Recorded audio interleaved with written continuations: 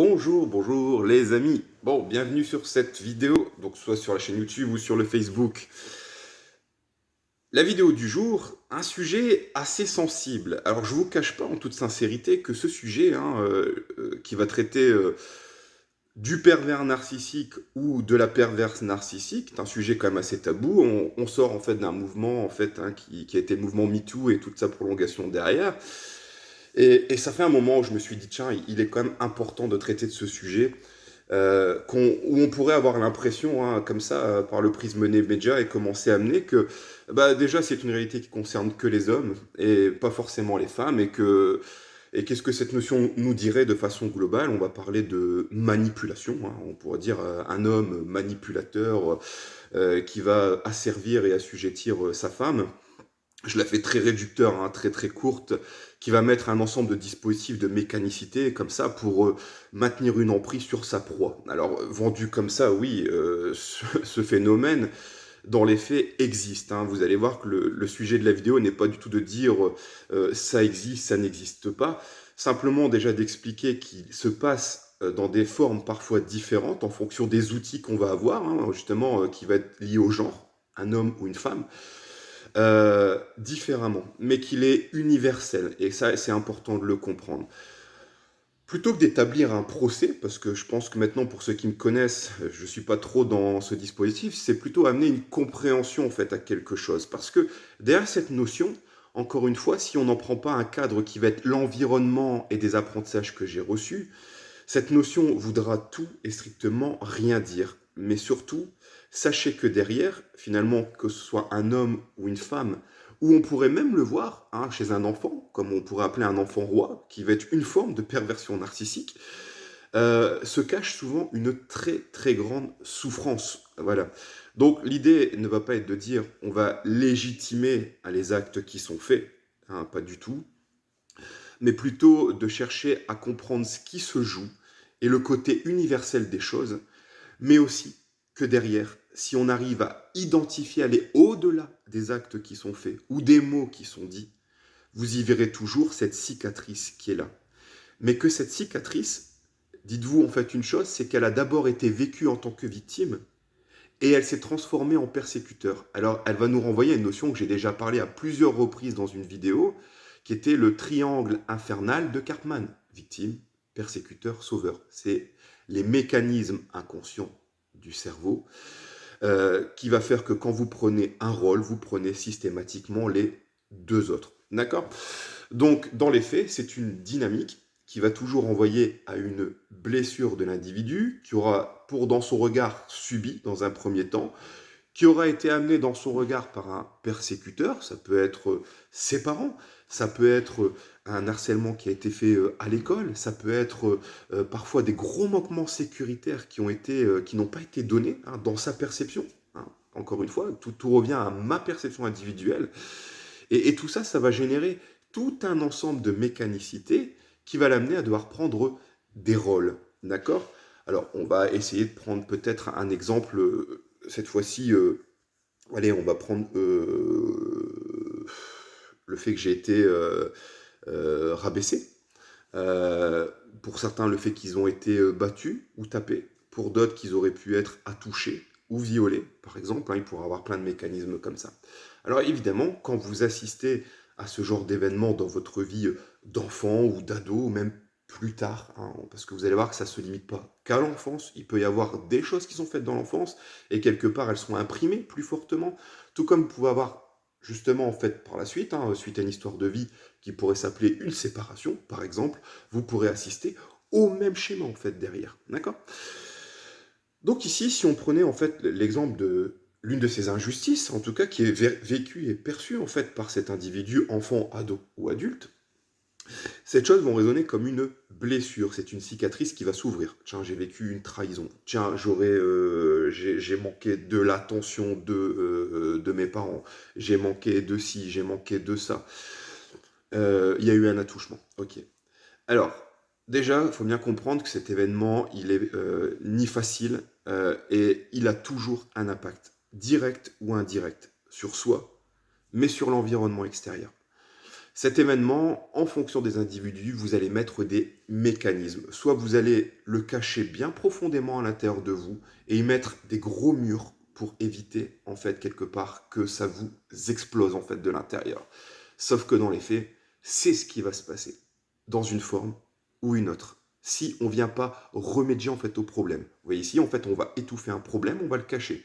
Dans la réalité de la personne, pour certains, ça va être des amnésies. Donc, euh, tiens, il y a une période dans ma vie où j'ai oublié. Euh, pour certains, vous allez voir, ça va se somatiser. Hein. Même s'il peut avoir cette amnésie, il va y avoir en fait des réactions corporelles qu'on peut découvrir parfois si on prenait le cadre de l'agression sexuelle, euh, plus tard dans la sexualité. Quand je vais être en relation à l'autre dans ce domaine-là. Ça peut prendre la forme de vaginisme, tiens, dans mes rapports, ça fait mal, ça se contracte fort. L'évitement du rapport sexuel, par exemple. Pour les garçons, ça pourrait être des problèmes en fait d'érection, par exemple, ou des éjaculations précoces. Il peut y avoir finalement, chez l'homme comme chez la femme, plusieurs mécanismes. On ne va pas les développer, c'est pas le sujet.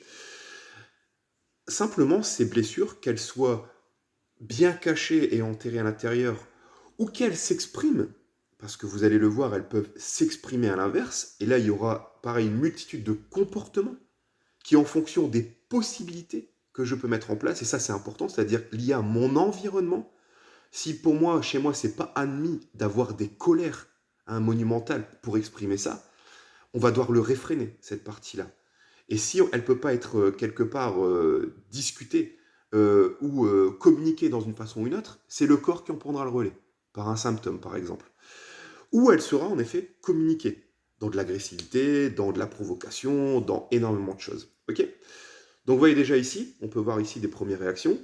Soit je garde pour moi, j'en fais une bombe qui grandit et qui m'explose à l'intérieur, qui sera forcément, vous allez voir, compensée dans de la dépense affective, compensée dans des addictions, compensée dans une façon en fait ou une autre. D'accord. Ce qui posera toujours un problème pour cet individu, systématiquement.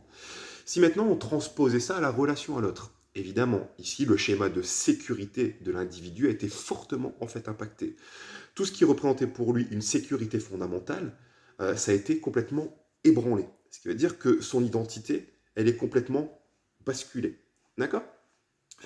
Ce qui fait que, suite à ça, hein, quand vous êtes enfermé dans votre propre expérience d'individu et que vous avez l'impression que l'individu en fait en face de vous, ce qui était pour vous du référencement et de la solidité, ça peut être juste l'adulte ou une autre personne, ou d'accord, ou quelque chose de plus proche, quand on va parler d'un cas incestueux, votre schéma de sécurité s'effondre hein, à l'intérieur. On est bien d'accord qu'on pourra y voir ici une victime. Mais évidemment, cette personne en grandissant, vous avez vu hein, qu'elle réprime, qu'elle exprime par une attitude ou qu'elle exprime par un symptôme, vous allez voir que dans les faits, ça aura toujours une résonance vers l'extérieur. Et il y aura toujours cette peur de ne surtout pas retomber dans ça. Et c'est là où elle va rentrer dans notre triangle infernal de Cartman, victime, persécuteur, sauveur. En effet, elle a vécu et perçu comme en fait un état de victimisation, en fait de victime en fait pour elle. Et la personne qui en a été le responsable, on pourrait dire, est dans son regard en fait le persécuteur. Mais à l'issue de ça, elle va développer aussi une toute autre façon de reconstruire une histoire. Elle prendra le rôle du sauveur. Elle fera en sorte que dans son histoire, de toute façon, vous allez voir, soit elle va reproduire, soit elle va chercher à compenser ce qu'elle a vécu, hein, faire changer le modèle. Mais l'un dans l'autre, tout le temps cette cicatrice n'a pas été refermée, ça sera toujours une destruction pour elle, une destruction pour l'autre. Soit dans une dépendance suraffective qui va étouffer littéralement la personne et celle en face d'elle, et qui va être vécue justement dans le partenaire d'en face comme une persécution. Et elle le verra l'autre hein, comme le persécuteur et elle se sentira victime. Mais dites-vous que c'est aussi valable pour cette personne hein, qui avait déjà subi, où elle va se sentir opprimée parce qu'elle aura besoin de se rassurer en fait, hein, tout simplement. Mais elle sera en effet le persécuteur, mais elle en sera aussi la victime. Vous voyez en fait déjà ici, l'idée c'est pas d'y mettre un jugement, c'est d'y mettre une compréhension. Alors pourquoi y mettre une compréhension? Parce que c'est très important. Dans notre société, on a toujours cette fâcheuse tendance en fait à juger plutôt que de comprendre. Et c'est là, en fait, quelque part, le biais cognitif dans lequel on peut rentrer, et rentrer dans le jugement. Alors, qu'est-ce qui peut faire la différence dans tout ça? Qu'est-ce que je suis en train de dire indirectement? C'est qu'en fait, on a tous une responsabilité et que à partir du moment où, en fait, où on arrête son regard, j'ai envie de dire sur les actes et les mots, encore une fois, hein, c'est pas l'idée de légitimer ou pas, c'est que ça nous empêche surtout de voir la blessure qu'il y a derrière. Ça peut être pour la personne parce que des fois elle en a complètement conscience, hein, mais dites-vous aussi que parfois elle est complètement inconsciente par rapport à tout ça et complètement démunie, hein. Et elle va faire ce qu'elle peut avec ce qu'elle a, comme tout le monde, elle voudra être heureuse et elle essaiera de faire de son mieux, mais vous allez voir que cette émotion, cette blessure va être beaucoup plus forte qu'elle. Alors déjà, si elle en a pas conscience, c'est déjà compliqué. Ça veut dire qu'elle peut pas agir dessus parce qu'elle va accepter un statut de victime, qu'elle va se faire vivre et auto-entretenir, et elle va toujours rejeter les responsabilités vers l'extérieur. D'accord? Ce sera toujours la faute des autres, ce sera toujours la faute de la vie, ce sera toujours la faute de ses parents, ce sera toujours la faute d'un tel, ce sera toujours la faute... Ça sera pas une vie, concrètement. Et dans les faits, en fait, c'est, vous voyez, cette roue libre, en fait, hein, qui va tourner sur elle-même, qui va auto-alimenter ses rôles, hein, victime, persécuteur, sauveur. Le plus curieux dans l'histoire, c'est que elle va attirer une personne, hein. Vous allez voir que cette personne, elle va attirer des gens autour d'elle, hein. Si on ne parlait que de la façon dont elle veut créer ses relations, qui sera, on pourrait dire, un miroir inversé de elle-même, mais en même temps qui a les mêmes fragilités qu'elle. Alors déjà, vous allez voir que les gens ne s'attirent pas du tout par hasard, hein, contrairement à ce qu'on pourrait croire, hein. On pourrait dire, il y a une attirance physique, certes, elle existe, d'une certaine façon, oui, elle existe, on peut pas la nier, surtout quand on est dans un rapport biologique homme-femme, ou de même sexe si on a ces attirances-là. Mais au-delà de ça, il faut comprendre une chose, c'est que dans la façon dont vous créez vos relations, notamment en fait ici, en grande partie, on pourrait dire intellectuelles ou sociales, hein, au-delà des intérêts, c'est que vous serez toujours attiré par quelqu'un qui a un système de valeurs proche du vôtre, ou à la recherche de valeurs que vous convoitez chez l'autre. Mais ce qui nous dit aussi qu'implicitement que tout ce qui sort de ça, vous serez amené à le juger et à le discriminer. Ce qui créera systématiquement en fait un problème. Parce que tout le temps où on va être dans le jugement, on n'est plus dans la compréhension de l'autre. Et quelque part, on peut plus voir sa cicatrice, comme on disait. Paradoxalement, dans mes mêmes valeurs, je vais dire, justement, juger, c'est pas forcément bien. Alors, on va avoir tous les, les qualificatifs possibles, hein, qui nous amènent, qui nous renvoient en fait à nos peurs, hein, pour faire simple, hein. Pour certains, ça peut s'arrêter à une religion ou à une couleur de peau. Ça peut s'arrêter à des courants dogmatiques, ça peut s'arrêter à une façon de fonctionner, ça peut s'arrêter finalement à une multitude de choses. Parfois, c'est le sexe, hein, le fait que ce soit une femme ou que ce soit un homme dans le regard de l'autre en fonction du type de blessure que j'ai, hein. Si pardon, j'ai reçu, par exemple, je parlais d'attouchement sexuel tout à l'heure, que ça a été fait, imaginons je suis un homme et ça a été fait par une femme, c'est mon rapport à la femme, vous allez voir, qui va se construire dans ce sens-là. Et quelque part, mon cerveau, on avait déjà vu dans des vidéos précédentes, va créer de la généralisation et de la distorsion, qui va quelque part associer inconsciemment, parfois, hein, pas chez tout le monde, mais en tout cas dans une grande partie de la population, les femmes à ça. Comme les femmes qui ont vécu des choses vont associer les hommes dans leur majorité, en fait, à ça. Bien sûr qu'intellectuellement, on va vous dire, ah non, tous les hommes ne sont pas comme ça. Intellectuellement, on est bien d'accord, hein. Il y a très peu de personnes qui vont assumer ce propos. Mais comprenez bien que émotionnellement, vous voyez, les mécanismes de défense qui sont mis autour de ça vont venir dire l'inverse. Ça va dire, moi j'ai vécu ça avec une femme. J'ai été rabaissé, ou j'ai été attouché, ou j'ai vécu ça, ça, ça, ça. Le cerveau va regarder cette réalité par ce prisme-là, va venir en fait la valider, la construire, la conforter, et les mécanismes de défense vont mettre des résistances, donc des mécanismes de défense, fuite, combat, tétanie. Alors le combat, ça peut être l'agressivité, se mettre en colère. Alors, dès qu'il y a quelque chose qui va m'envoyer de près ou de loin en fait à ça, je vais être dans ma cicatrice pour faire simple. Mais du coup, je vais être aussi en réaction. Moi, j'aime bien dire, vous voyez, c'est quand vous avez une cicatrice qui est fort à vif, là, comme ça, bien rouge et bien purulente, et d'un seul coup, vous avez des événements de la vie, hein, qui vous renvoient en fait à ça, hein, directement ou indirectement. Et c'est comme, ces événements de la vie, c'est comme des grains de sel, hein. Quand ça rentre là, ça va faire très très mal. Mais la réaction va être aussi être très très violente. Pour le coup, là, forcément, vous allez le voir dans des mots, dans des actes, dans des comportements, et vous risquez d'être dépassé par tout ça. Ouah, il m'a crié dessus, ouah, il m'a rabaissé, il a agi comme ça. Oui, mais on ne peut pas le regarder uniquement que comme ça. C'est un fait, certes. Mais encore une fois, si vous apprenez à regarder où se trouve la blessure, et parfois, hein, apprendre à l'individu déjà à la reconnaître, mais surtout à lui apprendre en fait à l'apaiser ou à la refermer, vous verrez aussi dans le temps un comportement bien différent chez cet individu. Hein, tout le temps, en fait, quelque part où il reste dans cette peur, il la vit, il la ressent, et il la justifie en tant que telle. Mais si vous lui apprenez à la dépasser, vous allez voir aussi des mécanismes et des comportements qui redeviendront beaucoup plus adéquats. Cette personne va retrouver de la sécurité intérieure, elle va pouvoir reprendre la hauteur et du recul, elle aura des réactions en fait différentes par rapport en fait à ça. Ça va s'apaiser dans ses relations et ainsi de suite et ainsi de suite, et dans ses compensations et ses addictions également. Donc euh, dans tout ça, ce qu'il faut comprendre, encore une fois, c'est pas de nier un phénomène, c'est surtout de le comprendre. Parce que si on prend cette responsabilité de juger sans comprendre, bah vous voyez, en fait, on va faire ni plus ni moins que rejeter en fait un individu et l'auto-enfermer en fait dans un système. Alors bien sûr, on n'a pas tous les ressources, hein, on n'a pas tous la capacité à pouvoir gérer ce genre de situation. Je dis juste que notre responsabilité, elle se trouve au fait d'aller, qu'est-ce que cette personne est réellement en train de me dire? De quoi elle a peur? Si vous comprenez cette peur, vous allez pouvoir aussi récupérer des moyens pour pouvoir venir rassurer, et plutôt que de trouver parfois cette capacité à toujours remettre le doigt indirectement en fait là-dedans, parce que cette personne, à chaque fois que vous mettrez le doigt dedans, elle va vous remettre le doigt en fait dans la voie de cicatrice. Parce que dans une dynamique d'une relation, comprenez bien une chose, hein, chaque individu que vous verrez, vous croiserez, saura voir vos beaux côtés d'une certaine façon, hein, mais elle saura voir aussi vos vulnérabilités, hein.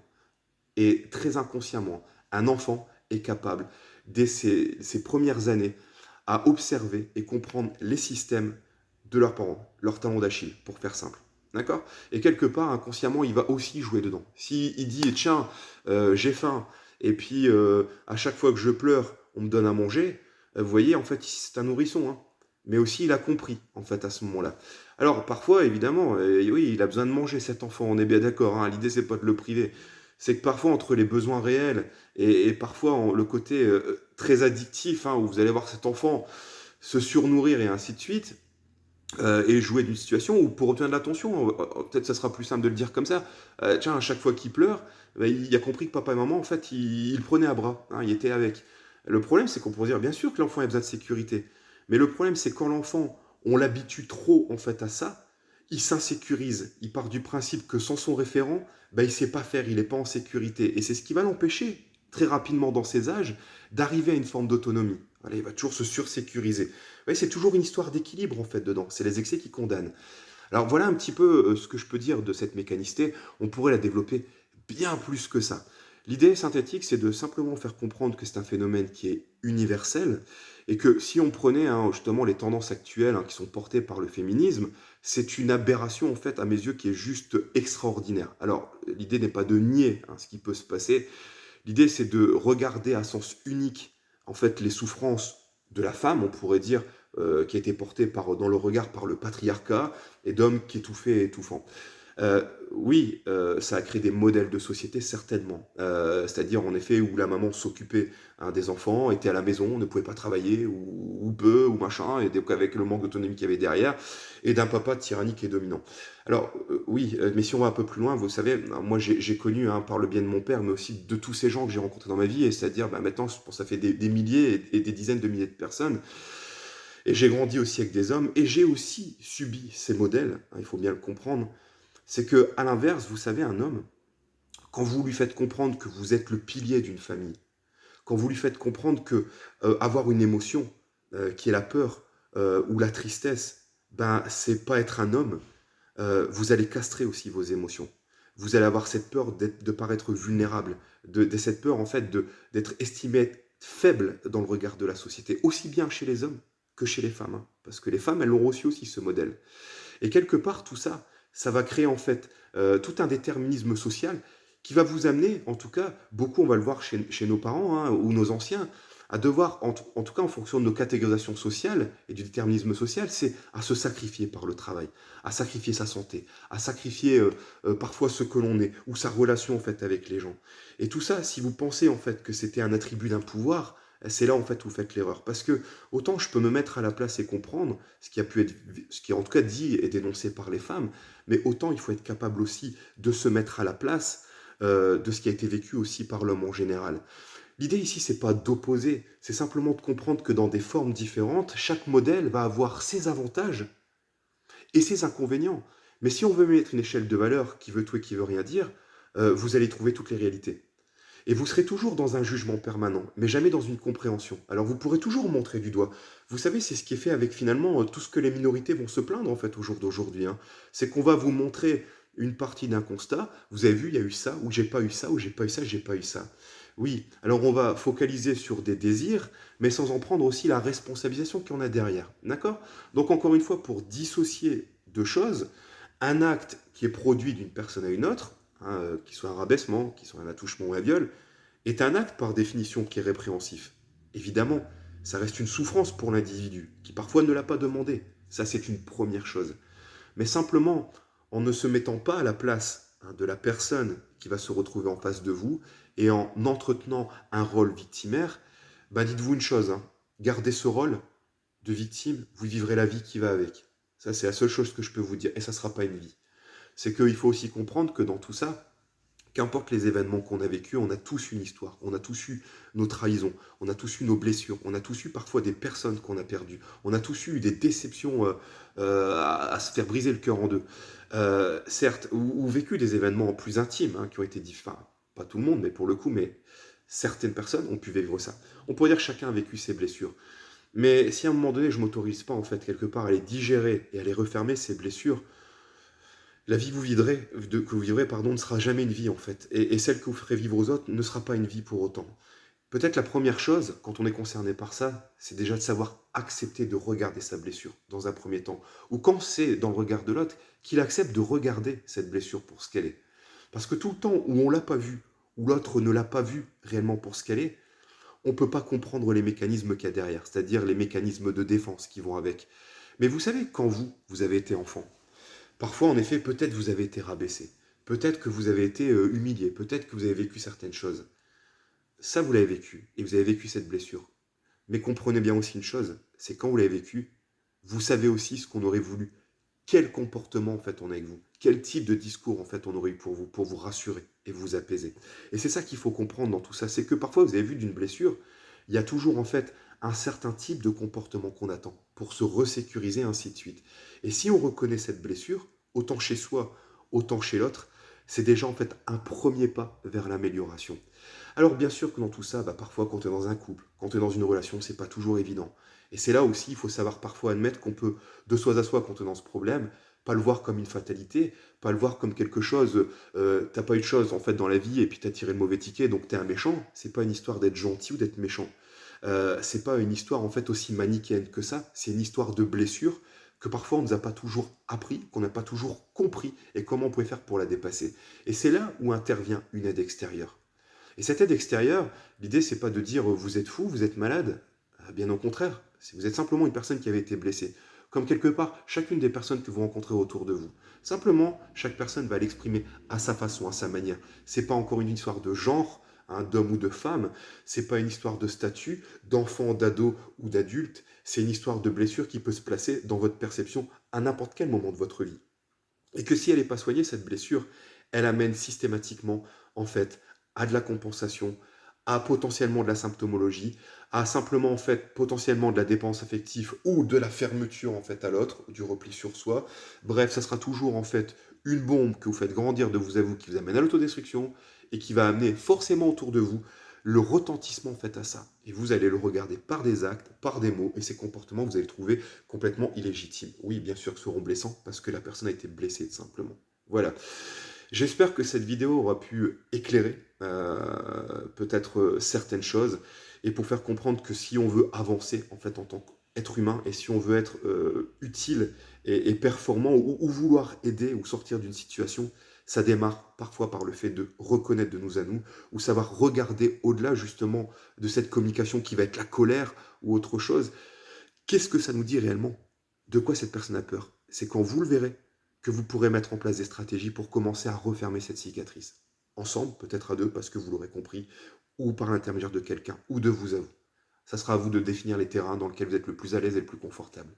Donc sur ce, passez toujours, comme je vais le dire à chaque fois, une belle journée, prenez soin de vous, et puis n'hésitez pas à partager, je pense que c'est important, c'est des sujets en fait qui sont pas toujours compris, ils peuvent nous concerner nous individuellement, tout comme ils peuvent concerner des personnes qu'on peut être autour de soi. Donc partagez, vous avez toujours ma chaîne YouTube, Bruno Brem, simplement, vous allez dessus. N'hésitez pas à vous abonner, il n'y a pas beaucoup d'abonnés.